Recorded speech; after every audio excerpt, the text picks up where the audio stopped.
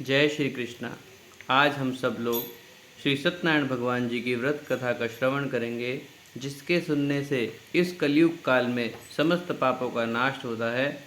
इस कथा को समस्त बंधु बांधव के साथ मिलकर श्रवण करना चाहिए और कलयुग काल में इस सत्यनारायण भगवान पूजन का बड़ा ही विशेष महत्व है। तो आइए हम सब मिलकर इस कथा का श्रवण करें एवं प्रसाद प्राप्त करें। ओम श्री मनमहागणाधिपतिये नमः। श्री सत्यनारायण व्रत कथा प्रारंभ। बोलो श्री सत्यनारायण भगवान की जय। एक समय नैमिषारण्य तीर्थ में शौनक इत्यादि 88,000 ऋषियों ने एकत्रित होकर सबकी भलाई के लिए मन प्रसन्न करने वाली सभा की। उसी समय ज्ञानवान व्यास जी के शिष्य सूत जी अपने शिष्यों को साथ लिए वहां आए। श्री सूत जी को आते देख तपस्वी शौनक आदि 88,000 ऋषि सत्कार को उठकर खड़े हो गए। संपूर्ण धर्म शास्त्रों को जानने वाले श्रेष्ठ में सूत जी को परम वैष्णव शौनकादिक ऋषि उन्हें शीघ्रता से पृथ्वी पर दंडवत नमस्कार करने लगे। पश्चात शौनकादि मुनियों ने हाथ जोड़कर पूछा कि हे महर्षि, इस कलयुग में मनुष्य को हरि भक्ति और सर्व सुखों की प्राप्ति किस व्रत के प्रभाव से मिल सकेगी? क्योंकि कलयुग में प्रायः सब मनुष्य पाप करने में तत्पर और वेद विद्या से रहित हो गए, अतः उन सब का उद्धार किस प्रकार से हो सकता है? इस कलयुग में मनुष्य थोड़ी आयु वाले तथा निर्धन होंगे एवं अनेक प्रकार की पीड़ाओं से ग्रसित हो गए। प्रायः पुण्य अति परिश्रम और कठिनाइयों से प्राप्त होता है, इसलिए कलयुग में मनुष्य में पुण्य करने वाले थोड़े होंगे और पुण्य थोड़ा होने से प्रवृत्ति पापमयी हो जाएगी। इस हेतु छोटी बुद्धि वाले मनुष्य अनेक प्रकार के दुख भोगते हुए अपने वंश के सहित नष्ट होवेंगे। इसलिए हे सूत जी, जिस प्रकार थोड़े और थोड़े कर्म करने से मनुष्यों को पुण्य प्राप्त हो जावे, ऐसा कोई सरल साधन बतलाइए। जिस उपदेश के द्वारा मनुष्यगण पुण्य करते हैं, उस उपदेश का करने वाला भी पुण्य का भागी होता है। यह शास्त्र का मत है कि धर्म का उपदेश करने वाला, दया को हृदय में रखने वाला, कपट और पाप से हमेशा दूर रहने वाला और दूसरों से बैर न करने वाला, यह 4 प्रकार के मनुष्य भगवान के समान है। जो मनुष्य ज्ञान रूपी रत्न से दूसरों को संतुष्ट करते हैं, उन्हें मनुष्य रूप धारण किए हुए नारायण ही जानो। अतः हे सूत जी, ऐसा कौन सा व्रत है जिसके करने से मनुष्यों को मनवांछित फल की प्राप्ति सहज ही हो सके? आप कृपा करके कहिए। हे मुनियों में श्रेष्ठ सूत जी, आप वेद और वेदांग के जानने वाले हैं। आपके सदस्य दूसरा और कोई विद्वान मर्मज्ञ हमें दिखलाई नहीं देता, क्योंकि आप श्री वेद व्यास जी के शिष्य हैं।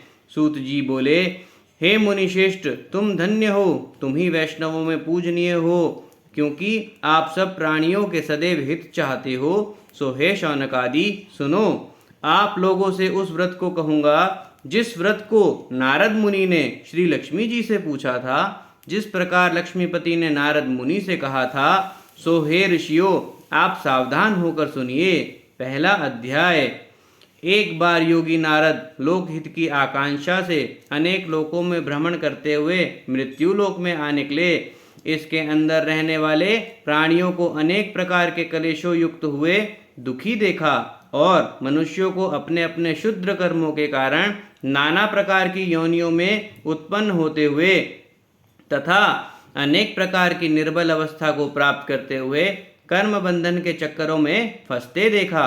इस हेतु दयालु नारद मुनि को चिंता उत्पन्न हुई कि इस कर्म बंधन के चक्कर में फंसे हुए अशक्त प्राणियों का उद्धार कौन से सरल उपाय से हो सकता है, जिसके करने से इन दुखित जीवों को सुख शांति और अनेक प्रकार के अर्थ धर्मों की प्राप्ति हो सके।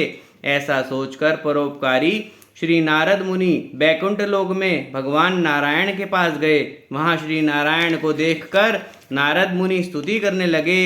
हे शुक्लवर्ण चतुर्भुज, शंख चक्र गदा पद्म वन मालाओं को धारण करने वाले, हे देवों के देव, दीनों के रक्षक, भक्तों पर महान दया करने वाले तथा मन और बुद्धि की शक्ति से अगम अनंत रहने वाले, हे दया के सागर, हे दुष्टों को नाश करने वाले, हे साधु संत और गौ ब्राह्मण की रक्षा करने वाले, हे सर्व अंतर्यामी, घट घट के वासी, हे सिंधु को बिंदु और तृण को पहाड़ बना सकने वाले, हे अनंत शक्तिशाली, हे सर्व सामर्थ्यवान, हे सनातन सत्यदेव, आपको बारंबार नमस्कार है। इस प्रकार नारद मुनि के भक्ति और भाव से भरे हुए शब्दों को सुनकर भगवान नारायण बड़े प्रसन्न हुए और बोले, हे मुनि श्रेष्ठ, तुम्हारा किस तरह यहाँ आगमन हुआ है, मुझसे निसंकोच कहो।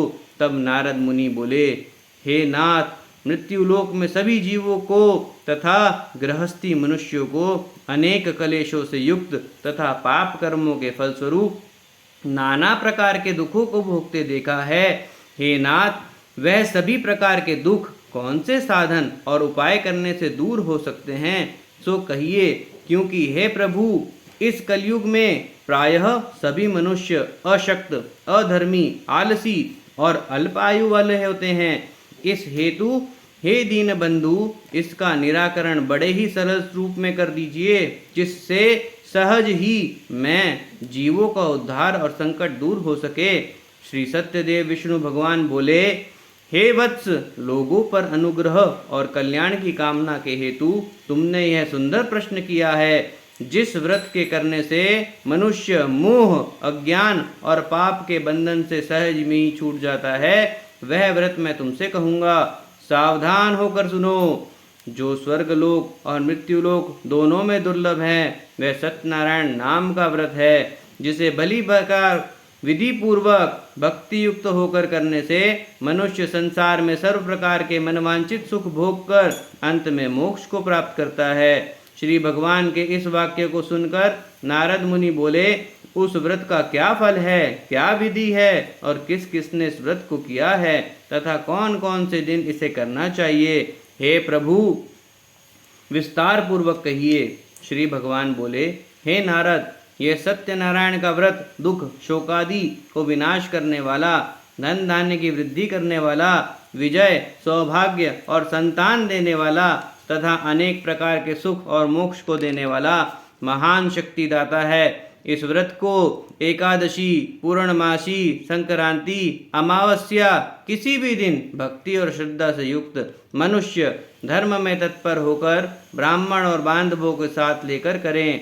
भगवान सत्यनारायण का पूजन करें, केले का पत्ता वंदनवार से मंडप को सजावें, भगवान की प्रतिमा को पंचामृत, दूध, दही, घृत, बूरा, शहद सहित 5 चीज़ों से प्रेम सहित स्नान करावे, फिर सुगंधित पुष्पमाला धारण करावे तथा भक्ति पूर्वक पके हुए केला आदि अनेक ऋतुफल, मिष्ठान, गेहूं के चूर्ण की भुनी हुई पंजीरी एकत्रित करके 1.25 शेर अथवा 1.25 मन यथाशक्ति लेकर प्रेम सहित भगवान को भोग लगावें। स्वजनों सहित बैठकर कथा श्रवण करें, फिर भगवान की आरती उतारें। तत्पश्चात भगवान सत्यनारायण को श्रद्धा सहित साष्टांग दंडवत नमस्कार करें तथा फिर ब्राह्मणों को दक्षिणा और भोजन इत्यादि से संतुष्ट करें।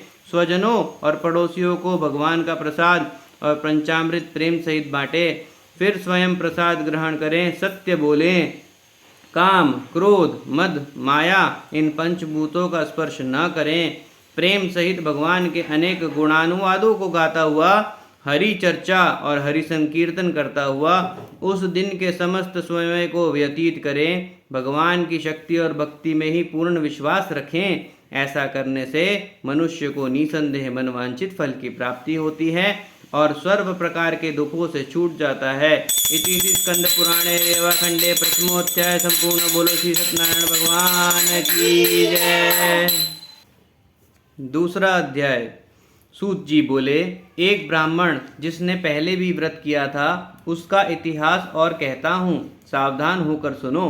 रमणीक काशीपुरी में कोई एक निर्धन गरीब ब्राह्मण रहता था। भूख और प्यास से व्याकुल होकर नित्य पृथ्वी मंडल पर घूमता रहता था। एक दिन विप्रों के प्यारे भगवान ने ब्राह्मण के कष्ट को निवारण करने हेतु स्वयं एक वृद्ध ब्राह्मण का रूप धारण करके उस गरीब ब्राह्मण से आदर और स्नेह से साथ पूछा, ब्राह्मण, तुम दुखित होकर नित्य प्रति किस लिए इस पृथ्वी मंडल पर घूमते रहते हो? हे श्रेष्ठ द्विज, वह वृत्तांत मैं सुनना चाहता हूँ। वह ब्राह्मण बोला, महाराज, मैं बहुत ही गरीब हूँ। भिक्षा के लिए पृथ्वी पर भ्रमण करता हूँ। जीवन का निर्वाह बड़ी मुश्किल से होता है। यदि आप कुछ जानते हैं तो मेरे कष्ट निवारण हेतु कोई उपाय करके बतलाइए। वृद्ध ब्राह्मण रूपधारी भगवान बोले, हे विप्र, भगवान सत्यनारायण के उत्तम व्रत को पूजन को करो। इसके करने से मनुष्य सब दुखों से छूट जाता है। इस प्रकार व्रत का विधान ब्राह्मण को बतलाकर भगवान अंतर्ध्यान हो गए। ब्राह्मण ने संकल्प किया कि वह व्रत अवश्य मैं करूंगा। ब्राह्मण को बड़े भारी उल्लास तथा विचारों के कारण उस रात्रि को ठीक से निद्रा भी नहीं आई और प्रातःकाल उठकर वह ब्राह्मण सत्यनारायण के व्रत का करने का संकल्प करने के साथ भिक्षा के लिए निकल गया। उस दिन भगवान की दया से ब्राह्मण को बहुत सा धन प्राप्त हो गया। तब ब्राह्मण ने भारी उत्साह और प्रेम के सहित स्वजन और बंधुओं के साथ बैठकर भगवान सत्यनारायण का विधिवत पूजन और व्रत किया तथा वह ब्राह्मण उस दिन से आगे हर एक महीने बड़ी श्रद्धा और सत्यनारायण का पूजन व्रत करने लगा। इस तरह इस व्रत के प्रभाव से वह ब्राह्मण समस्त दुखों से मुक्त और समस्त संपत्तियों से युक्त हो गया तथा अंत में मोक्ष पद के लिए प्राप्त हुआ। हे मुनि, पृथ्वी पर जो मनुष्य इस सत्यनारायण के व्रत को प्रेम और श्रद्धा के सहित करेगा उसके सभी दुख नष्ट होंगे और वह सर्व आनंद तथा सुखों को प्राप्त करेगा। हे ऋषियों, अब आपको और क्या सुनाऊं? ऋषि बोले, हे मुनि सूत जी, उस ब्राह्मण से किसने सुना और फिर किस किस ने इस व्रत का आचरण किया, यह सब वृत्तांत हम सुनना चाहते हैं। सूत जी बोले, हे मुनीश्वरों, सुनो। एक दिन वही ब्राह्मण अपने महान वैभव के सहित बंधु बांधव और स्वजनों के साथ लेकर भगवान सत्यनारायण का व्रत कर रहा था। उसी समय एक लकड़ी बेचने वाला वहां आ गया। वह भूख और प्यास से दुखित था। लकड़ियों के गट्ठों को बाहर रखकर मकान के अंदर गया और ब्राह्मणों को बड़ी श्रद्धा से व्रत करते देखकर बड़ी नम्रता के साथ हाथ जोड़कर बोला, महाराज, आप यह क्या कर रहे हैं? इसके करने से क्या फल प्राप्त होता है? ब्राह्मण ने उत्तर दिया कि यह सर्व प्रकार के मनवांचित फलों को देने वाला, दुखों से छुड़ाने वाला तथा लोक और परलोक दोनों में आनंद देने वाला भगवान सत्यनारायण का व्रत है। इसकी कृपा से ही मुझे धन धान्य की प्राप्ति हुई है। इस व्रत के प्रभाव और महात्म्य को सुनकर लकड़ी बेचने वाला आनंद को प्राप्त हुआ। फिर प्रसाद खाया, जल पिया और नगर को चल दिया तथा मन में इस प्रकार संकल्प किया कि आज ग्राम में लकड़ी बेचने से जो मुझे धन प्राप्त होगा उसी से मैं भी सत्यनारायण देव का उत्तम व्रत करूंगा। यह सोचता हुआ लकड़ियों को लेकर एक रमणीक नगर में जा पहुंचा, जहां बड़े धनवान लोग निवास करते थे। भगवान की दया से उस दिन उसे लकड़ियों की दुगनी कीमत मिली, इसलिए वह बड़ी प्रसन्नता के साथ पके हुए केले का फल, शक्कर, घी, दूध, दही, शहद, गेहूं का चूर्ण इन सबको लेकर अपने घर गया। फिर उसने अपनी स्त्री को बुलाकर विधि पूर्वक भगवान सत्यनारायण का पूजन और व्रत किया। उस व्रत के प्रभाव से वह धनवान और पुत्रवान हुआ तथा इस संसार में सुख भोग कर अंत में सत्यपुरी को गया। इति श्री स्कंद पुराणे रेवाखंडे द्वितीयोध्याय संपूर्ण। बोलो श्री सत्यनारायण भगवान की जय। तीसरा अध्याय। सूत जी बोले, बलवान राजाओं में श्रेष्ठ एक उल्कामुख नाम का जितेंद्रिय राजा था। वह सदैव नित्य प्रति देव मंदिर में जाकर ब्राह्मणों को धन देकर संतुष्ट किया करता था। उसकी स्त्री कमल के सदृश मुख वाली सुंदर और पतिव्रता थी। भद्रशिला नदी के किनारे पर वह राजा सत्यदेव के व्रत और पूजन को करता था। उसी समय वहाँ एक साधु बनिया आया। वह व्यापार के वास्ते रत्न आदि बहुत सा धन नाव में भरकर लाया था। नाव को नदी के किनारे लगाकर आप नीचे उतर गया। वहां राजा को व्रत और पूजन करते देखकर हाथ जोड़कर बड़ी नम्रता से पूछने लगा, हे राजन, भक्ति पूर्वक आप ये क्या कर रहे हैं? कृपा करके कहिए। राजा बोला, हे साधु, यह अति तेजस्वी विष्णु भगवान का पूजन है जो अपने बंधुओं के साथ पुत्र प्राप्ति की इच्छा से कर रहा हूँ। इस व्रत के करने से मनुष्य की सभी मनोकामनाएं पूर्ण हो जाती है। तब साधु वैश्य बोला, हे राजन, मेरे भी कोई संतान नहीं है, इसलिए मैं भी इस उत्तम व्रत को अवश्य करूंगा। आप कृपा करके इस व्रत की विधि बतला दीजिए। तब राजा ने सत्यदेव के पूजन की व्रत की संपूर्ण विधि साधु को बतला दी। इस विधि को जानकर वह अपने घर को गया। वहां जाकर उसने अपनी स्त्री को संतान देने वाले व्रत को बतलाया और इस बात का संकल्प किया कि जब हमारे संतान उत्पन्न होगी तब श्री सत्यनारायण का व्रत अवश्य करेंगे। इसके पश्चात भगवान सत्यदेव की कृपा से थोड़े दिनों में साधु की स्त्री लीलावती गर्भवती हो गई और 10वें मास में अति सुंदर एक कन्या का जन्म हुआ। वह लड़की शुक्ल पक्ष के चंद्रमा के समान शीघ्रता पूर्वक वृद्धि को प्राप्त होती चली गई। साधु ने कन्या का नामकरण संस्कार किया और भगवान की कला से उत्पन्न होने के कारण उसका नाम कलावती रखा। उस समय लीलावती अपने पति से हाथ जोड़कर मीठे वचनों से बोली कि आपने जो व्रत करने का संकल्प किया था उसे भी पूरा लीजिए। साधु बोला, हे प्रिय, उस व्रत को मैं इसके विवाह के समय अवश्य करूंगा। इस प्रकार अपनी स्त्री को समझा दिया। इधर कलावती पिता के घर में नित्य बढ़ने लगी। एक दिन साधु बनिया ने सखियों के साथ खेलती हुई अपनी लड़की को देख विवाह के योग्य जानकर दूत को बुलाकर कहा कि कन्या के लिए कोई सुंदर सुयोग्य वर देख कर लाओ। साधु की आज्ञा पाकर दूत कांचन नगर पहुंचा और वहां बड़ी खोज करके एक सुंदर सुयोग्य माणिक पुत्र को ले आया। उस लड़के को देखकर साधु ने अपने भाई बंधुओं के सहित प्रसन्न चित्त से कन्या का विवाह उसके साथ कर दिया, किंतु दुर्भाग्यवश वह विवाह के समय भी उस व्रत को भूल गया। तब श्री सत्यनारायण भगवान क्रोधित हो गए और श्राप दे दिया कि तुम्हें दारुण, कठिन और महान दुख प्राप्त होगा। इसके पश्चात वह व्यापार कुशल साधु बनिया अपने जमाता को साथ में लेकर वाणिज्य करने के लिए समुद्र के समीप रमणीक रत्न सागर नगर में पहुंचा और वहां से फिर दोनों ससुर जमाई चंद्रकेतु राजा के नगर में पहुंचे और व्यापार करने लगे। एक दिन भगवान सत्यनारायण की माया से प्रेरित कोई चोर राजा का धन चुराकर जल्दी से जा रहा था, किंतु पीछे से राजा के दूतों को आते देखकर चोर ने जल्दी से घबराकर भागते भागते माल को वहीं छुपाकर रख दिया जहां दोनों ससुर जमाई ठहरे हुए थे और स्वयं किसी गुप्त स्थान में झट से छिप गया। तब दूत उस साधु वैश्य के पास राजा के धन को देखकर दोनों को बांधकर ले गए। बड़े हर्ष के साथ राजा के सन्मुख पहुंचकर दूतों ने हाथ जोड़कर निवेदन किया, महाराज, हम 2 चोरों को पकड़ कर लाए हैं, इन्हें देखकर आज्ञा प्रदान कीजिए।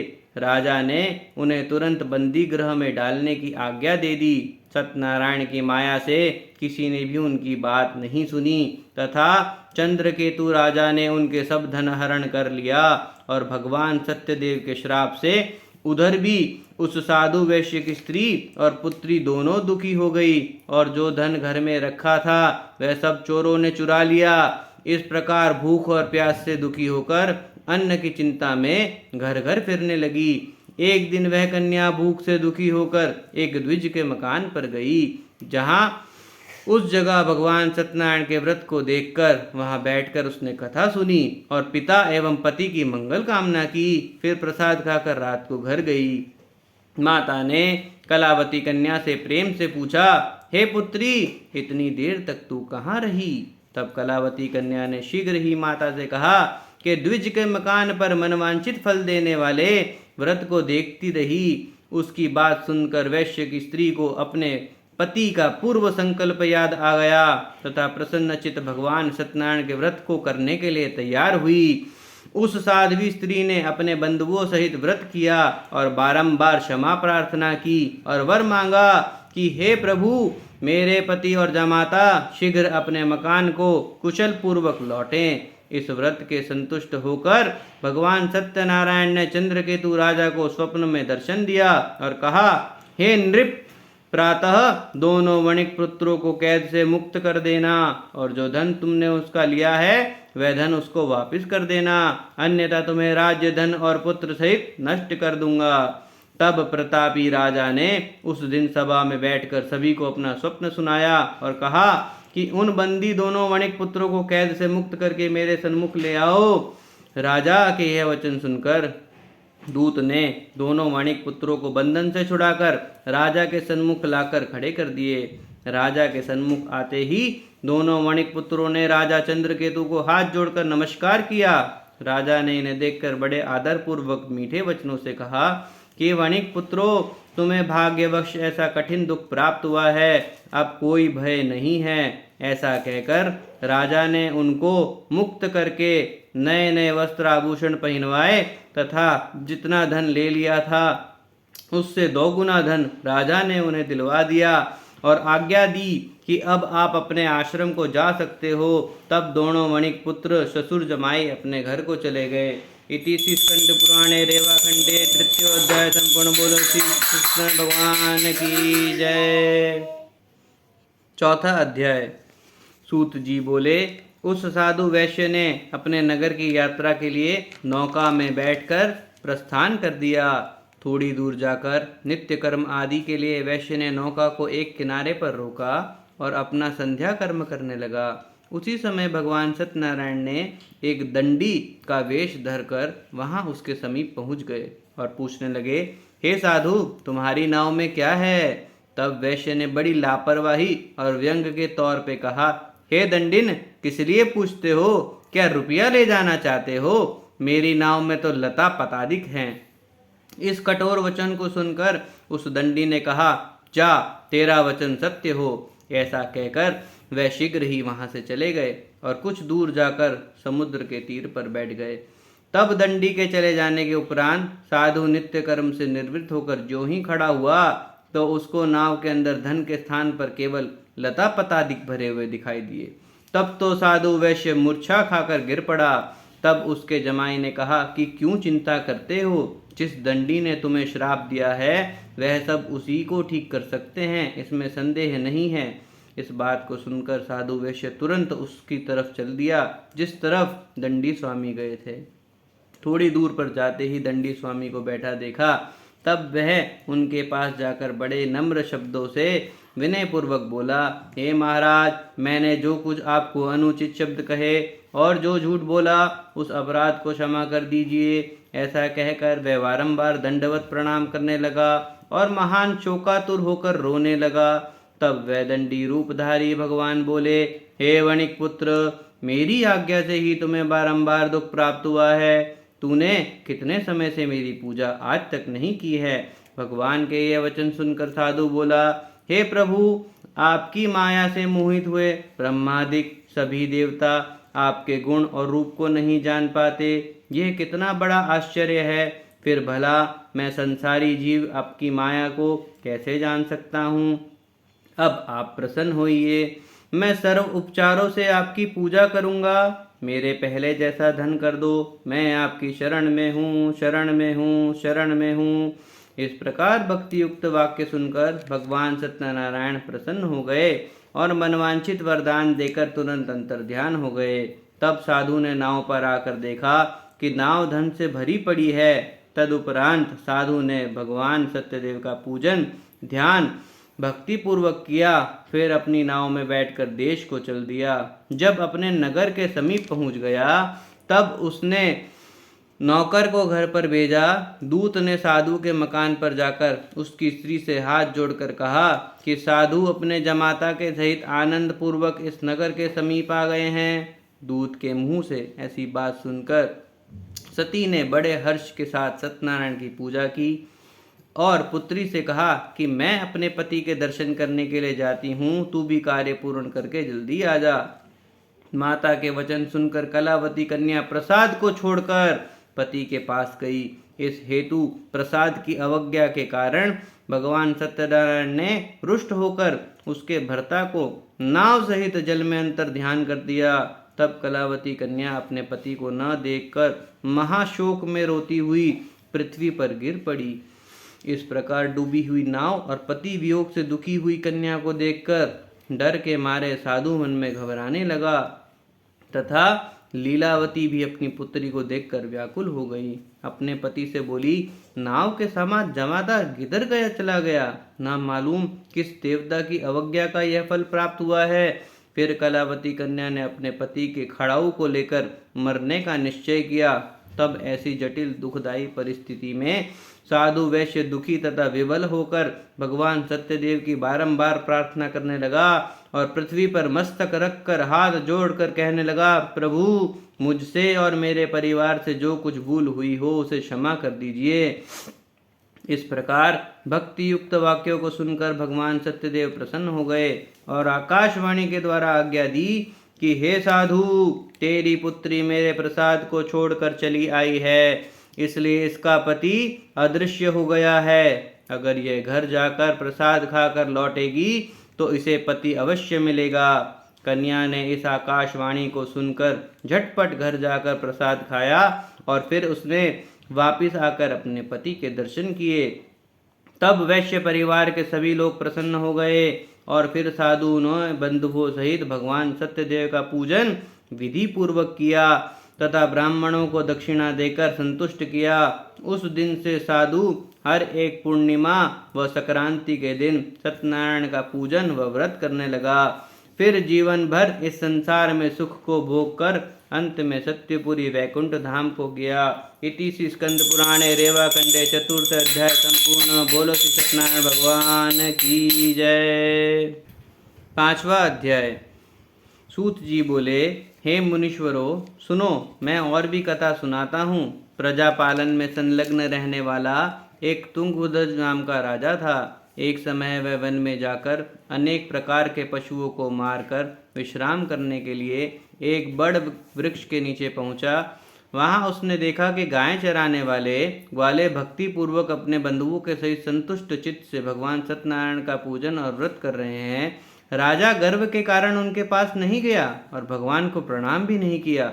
तब ग्वाल वाल अपने राजा को आया देख भगवान का प्रसाद लेकर राजा को देने गए। राजा ने अहंकार के कारण ग्वालों को तुच्छ और गरीब जानकर प्रसाद नहीं लिया और प्रसाद की अवज्ञा करके अपने घर को चला गया। वहां जाकर देखता है कि उसके 100 पुत्र मरे पड़े हैं तथा संपूर्ण धन और वैभव नष्ट हो चुका है। यह देखकर राजा बड़ा दुखी हो विचारने लगा कि मैंने सत्यदेव के प्रसाद की जो अवज्ञा की है उसी के कारण मेरा यह महान अनिष्ट हुआ है। ऐसा सोच राजा तुरंत ही उस वन में पहुंचा जहां ग्वाले पूजन कर रहे थे। वहां जाकर राजा ने ग्वालों को साथ में बैठकर सत्यदेव का पूजन बड़ी श्रद्धा और भक्ति के सहित किया। फिर ब्राह्मणों को दक्षिणा देकर प्रसाद खाया और घर लौटा। तब भगवान की दया से उसके सभी पुत्र जीवित हो गए और समस्त धन ज्यों का त्यों पूर्ण हो गया और फिर हमेशा भगवान का पूजन करने लगा। इस प्रकार वह राजा इस लोक में सुख भोग कर अंत में सत्यपुर वैकुंठ को गया। सूत जी बोले, जो कोई इस परम दुर्लभ सत्यदेव के व्रत को करेगा, सत्यदेव की कृपा से उसे धन धान्य की प्राप्ति होगी, दरिद्री को धन उपलब्ध होगा और शत्रुओं से मुक्त होगा, सभी प्रकार से निर्भय होगा, संतानहीन को संतान की प्राप्ति होगी, संपूर्ण मनोरथों की पूर्ति होगी। इस लोक में सब प्रकार के सुख भोग कर अंत में भगवान की सत्यपुरी वैकुंठ धाम को जाएगा। हे मुनीश्वरों, जिन्होंने पहले सत्यनारायण का व्रत किया था उनके दूसरे जन्म की कथा कहता हूँ। बहुत बुद्धि वाला शतानंद सुदामा नाम का ब्राह्मण बना और भगवान श्री कृष्ण की भक्ति और मित्रता करके मोक्ष को प्राप्त हुआ। लकड़ियां उठाने वाला भीलों का राजा गुह बना और जिसने श्री राम सेवक होकर भक्ति के बल से मोक्ष को प्राप्त किया। उल्का मुख नाम का राजा निप्रति दशरथ हुआ जो श्री राम को पुत्र रूप में प्राप्त करके बैकुंठ को गया। धार्मिक सत्यवक्ता साधु वैश्य मोरध्वज हुआ जो अपने पुत्र के शरीर को आरे से काटकर मोक्ष को प्राप्त हुआ। महाराज तुंगध्वज स्वयंभू मनु हुआ जो भगवान के उपदेश करके बैकुंठ को गया। इति श्री स्कंद पुराणे रेवा खंडे 5वां अध्याय संपूर्ण। बोलो श्री सत्यनारायण भगवान की जय। तो आज आप सभी ने मिलकर श्री सत्यनारायण भगवान जी की कथा को श्रवण किया है, जिसके सुनने से इस कलयुग काल में समस्त पापों का नष्ट होता है। तो आइए हम श्री सत्यनारायण भगवान जी की आरती करते हैं। आरती श्री लक्ष्मी रमणा जी की। ओम जय लक्ष्मी रमणा, जय श्री लक्ष्मी रमणा। सत्यनारायण स्वामी, सत्यनारायण स्वामी, जनपातक हरणा। ओम जय लक्ष्मी रमणा। रत्न जटित सिंहासन अद्भुत छवि राजे, प्रभु अद्भुत छवि राजे। नारद करत निरंतर, नारद करत निरंतर, घंटा ध्वनि बाजे। ओम जय लक्ष्मी रमणा। प्रगट भये कलि कारण, द्विज को दर्श दियो, प्रभु द्विज को दर्श दियो।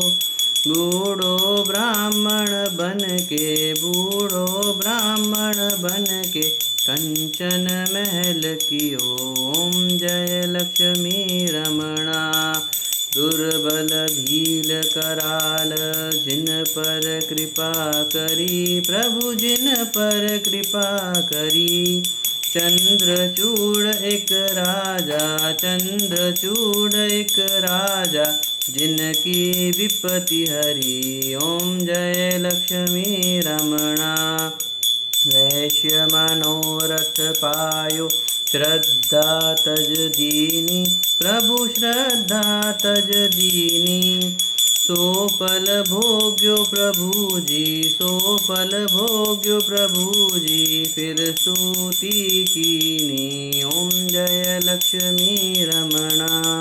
भाव भक्ति के कारण छिन छिन रूप धर्यो, प्रभु छिन छिन रूप धर्यो।